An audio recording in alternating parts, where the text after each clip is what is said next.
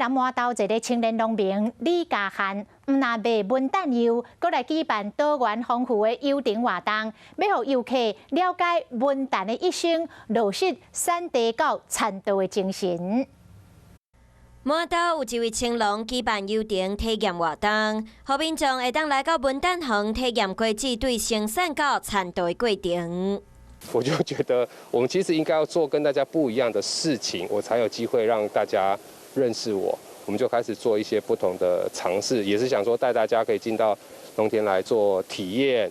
伊每一段时间拢会举办无同的柚场活动，伊嘛将文旦变做无同款的料理，或者是调味料，互倒起来民众会当坐伫柚仔树下骹豆豆啊食文旦。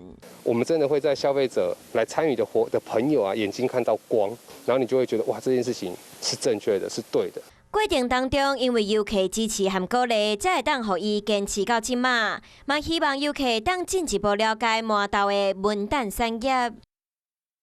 你好，我是宋彦明。想知道更多的新闻内容，请订阅华视新闻的 YouTube 频道，并且按赞、订阅、开启小铃铛。另外，可以上 LINE 贴图小铺来购买华视主播的官方贴图。